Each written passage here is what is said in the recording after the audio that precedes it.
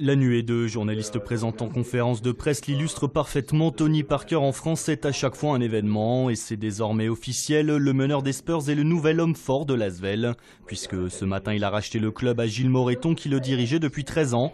Un rêve de gosse selon Tipeee.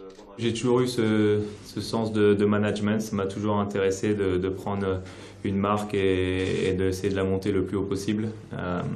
Quand on était jeune avec Gaëtan, on a toujours parlé de ça, qu'on ferait nos carrières et qu'après notre carrière, on prendrait un club et essayer de le monter le plus haut possible. Et l'avantage lorsque l'on s'appelle Tony Parker, que l'on pèse 4 titres en NBA et que l'on est le sportif français le mieux payé au monde, c'est que l'on dispose d'une sacrée force de persuasion.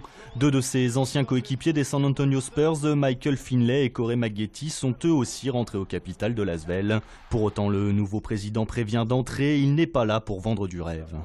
On ne va pas commencer à dépenser dans tous les sens, où il y a des choses qu'on doit respecter.